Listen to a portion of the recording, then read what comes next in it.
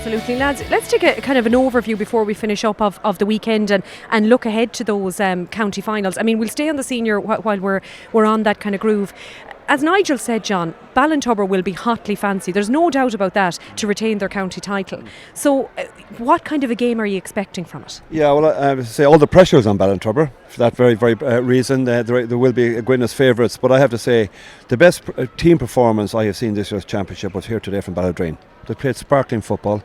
They have pace all over. You heard their manager just allude to the fact that they were going to take on and run the Castlebar team. They ran them off the park because they have huge pace. Like, I mean, I knew very, very little about Ryan Lynch. Gee, they put on a performance here in the first half, scoring 4 wonderful points from play. Like, I mean, we thought it'd be all about Andy. If Andy didn't play, Ballydreen might be in trouble. But Chirose put in an incredible performance there today. Seamus Cuniff, who was out injured for the last couple of championship games at full back, I thought was superb. I thought Patrick Sharkey's save from Dougie at that crucial stage in the second half, I think there was only about 12 minutes gone. If Castlebar Mitchells have scored that, there was only 3 points in it. It might have been a little bit of a wobbler for Ballydreen, but they got great impetus from the save up the field, tacked over a point immediately afterwards. Castlebar Mitchells were sloppy, and Nigel has alluded to the fact they're an ageing team and it's an opportunity for them to rebuild. But you just wonder, I look over my shoulder, there isn't a whole lot coming through in Castlebar right now, so they might have a couple of dark years ahead. This team has been superb. They've done remarkably well, competing for provincial crowns and going to an All-Ireland and all that kind of stuff. So it's a end of the road for many of them. But it's all about Ballydreen today. They were absolutely wonderful, a breath of fresh air, and we've a novel pairing coming into that county final. But I say that Ballydreen have nothing to fear because the pressure is off them. They'll enjoy the occasion. The county final is it's a big event, and but on the basis of the management they have on the line and the experience and wisdom and guile that will be provided by John O'Mahony and the others, they'll come in very, very well prepared. And I think in the next couple of weeks they'll leave no stone unturned to ensure that they give themselves every opportunity to win that title. And as I said before the game, nothing surprises me. It's not in sport, it's not an exact science. They have a great opportunity on the basis of what I saw today, and if they can tidy up that just element of their game in front of goal, where they should have probably bagged another 4 or 5 goals today, if they can tidy up that aspect of their game, they're in with a right good chance. Nigel, would you agree with that? Yeah, absolutely. You see, they have huge pace. I know we're down here in Castlebar and saying maybe they're getting the legs are catching up on them. But in Keane Hanley, Luke O'Grady there, wing half forward. Every time ball he took on, every time he got the ball he took on.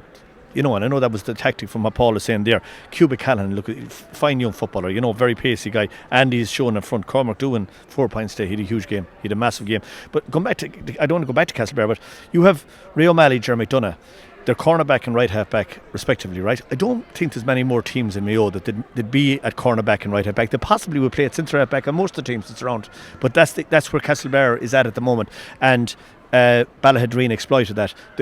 On the other point, you're making the point about Ballintubber being favourites, but on the opposite side of that, or the flip side of that, is they're not going to come in and surprise anybody here now. And Ballintubber have cuteness on their side, and they have the experience on the side, and they're not going to come in here. They're going to look at this very closely, look at the videos, and they're going to close down Ballahadreen where they feel they can close them down. But I'm not so sure. Momentum is a huge thing. Belief is a huge thing. John is making the point about science and sport and everything else, but I'll tell you, belief is a huge thing, and men grow in these occasions, and it's the guys, they have to have heroes. You had a lot of heroes there today.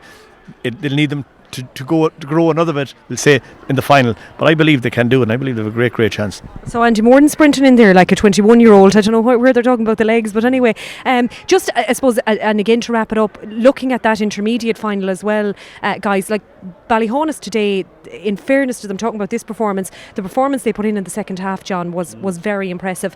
The Neil had to carve it out yesterday evening after extra time. That'll be an enthralling intermediate final. I agree. I was here last night to see the Neil. They could have just as easily have lost it, but they showed in extra time that they were in fact a better team and probably deserved to win that semi-final and get through to a county final. I was very impressed in the second half with Ballyhonus, and any team that has Keith Higgins in their rear guard, mind of the house, has to be in with a chance. They've again a lot of youth on their side. They've a lovely blend with those couple of experienced players.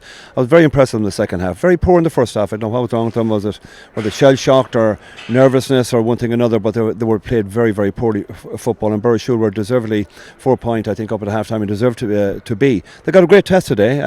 Burrishoole came back in and scored a goal to put them, I think, 3 up when Ballyhonus had levelled it, and they showed good courage, and They played right good football. So I'm really looking forward to that one. That's going to be a cracker. I think Ballyhonus, Keith Higgins said they've played the Neil already. I don't know how that game went to the league. The Neil won it. So it'll be also in the group of the championship as well. Sorry, the Neil beat them earlier on. So the Neil maybe feel they have the Indian sign on them. But it should be a great game of football. Yeah. I think we've two great finals to look forward to. Yeah, we absolutely do, Nigel. Yeah, it should be a great intermediate final, and it will be an enthralling one. Ballyhonus and the Neil, were the teams, would they be the teams you would have expected to be thereabouts at the beginning of the championship? Not a chance. Not a chance. Ballyhonus have definitely come with a late run. Of course, the neck of the woods I'm from, you're a million miles from Ballyhonus, and you wouldn't have seen these fellas underage or anything else, so you know nothing about them.